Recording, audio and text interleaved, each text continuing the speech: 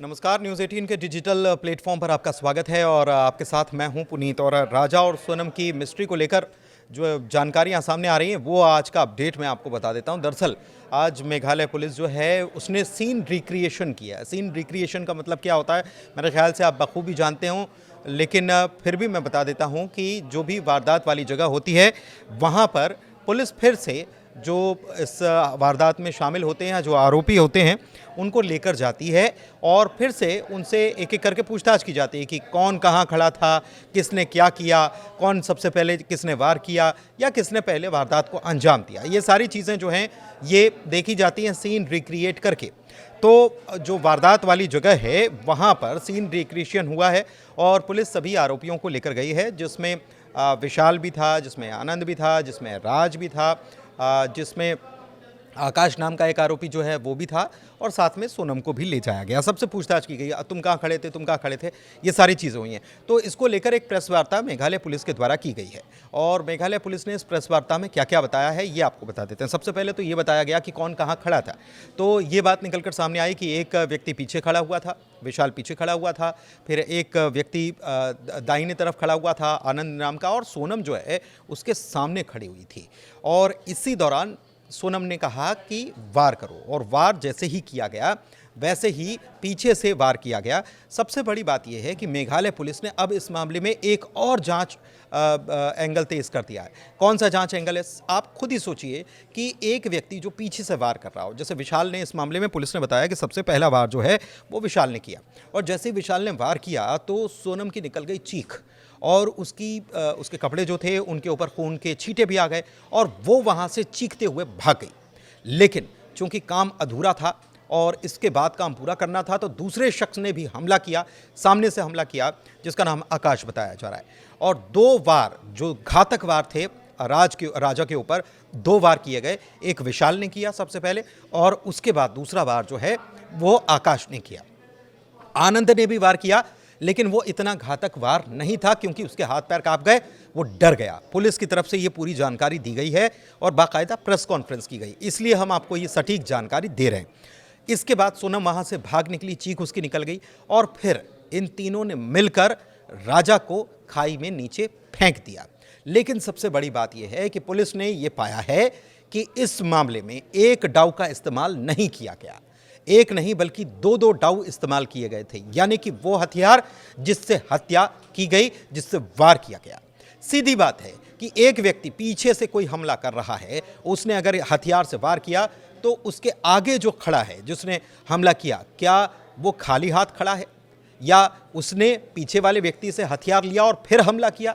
शायद ये थ्योरी काम नहीं कर रही हो, इसलिए पुलिस ने माना है, जो सीन रिक्रिएशन किया है उसमें भी पुलिस ये मानकर चल रही है और पूछताछ में भी पुलिस को कुछ ऐसे क्लूज मिले हैं जिससे ये पता चलता है कि हथियार एक नहीं 2-2 डाउ थे और 2 डाउ का इसमें इस्तेमाल किया गया। एक को तो बरामद कर लिया गया है, अब दूसरे हथियार की तलाश भी तेज कर दी गई है। पूछताछ में और भी चीज़ें पता चलेंगी कि इन्होंने दूसरा हथियार कहाँ रखा था। सबसे बड़ी बात यह है कि एक जानकारी और निकलकर सामने आ रही है, वो जानकारी है इनके ड्रेस कोड को लेकर, यानी कि जीन्स और लाइट कलर के शर्ट्स या टी शर्ट इन्होंने वियर किए थे, पहने थे। कि इसमें राज जो है वो तो इंदौर में था, लेकिन बाकी साथी जिसमें आनंद है, विशाल है, आकाश है और सोनम है, इन्होंने डार्क कलर के कपड़े, ट्राउज़र या जीन्स पहन रखी थी और ऊपर लाइट कलर की टी शर्ट पहन रखी थी। तो क्या ये ड्रेस कोड जैसा कुछ हो सकता है? ऐसा लगता तो नहीं, लेकिन हो सकता है कि कोइंसिडेंस हो। तो एक एंगल ये भी है, लेकिन पुलिस ये मानकर चल रही है कि कत्ल का मोटिव जो है, ये मोटिव बिल्कुल अलग था। इसके पीछे ये लव ट्रायंगल वाला मामला जो है, ये पुलिस इसकी जांच तो कर रही है, लेकिन पुलिस को ये भी लग रहा है कि ये मामला कुछ और भी हो सकता है। और कुछ खबरें ये भी हैं कि कुछ पैसे लेकर गई थी, वो भी गायब हैं। ये भी पता चला है कि राज जो है इस मामले में, जो मुख्य आरोपी पुलिस बता रही है उसको, उसके खाते से भी करोड़ों का ट्रांजैक्शन हुआ। तो ये खातों से करोड़ों का ट्रांजैक्शन किस एवज में किया गया, और राज की आर्थिक स्थिति तो सब जानते हैं। तो इस एंगल पर भी जांच की जा रही है, लेकिन अब फिलहाल ये एंगल भी चल रहा है कि पुलिस जो है वो ये भी मानकर चल रही है कि कोई और प्रेमी तो नहीं है, कोई और शख्स तो नहीं है जिसकी वजह से ये सब कुछ हुआ। सबसे बड़ी बात क्या है इसमें, पुलिस जो है वो मानसिक स्थिति सोनम की क्या है इसको भी परखना चाहती है, जांच करना चाहती है। और पहले मेडिकल उसका टेस्ट कराया गया, उसके बाद न्यूरो साइंस इंस्टीट्यूट जो है वहाँ पर सोनम को ले जाया गया। तो कहीं ना कहीं पुलिस को ये लग रहा है कि कहीं ये न्यूरो जैसा कुछ मामला तो नहीं है या साइको जैसा मामला तो नहीं है। ये भी पता चला है कि सोनम ने ही राज का मोबाइल तोड़ दिया था, क्योंकि सारे मोबाइल सोनम के पास थे। सबसे बड़ी बात यह है कि राज के पास मोबाइल ही नहीं था। सारे मोबाइल यानी 4 मोबाइल थे और चारों मोबाइल में से एक मोबाइल जो था वो राज का था, और राज का मोबाइल जो है उसी ने तोड़ा था।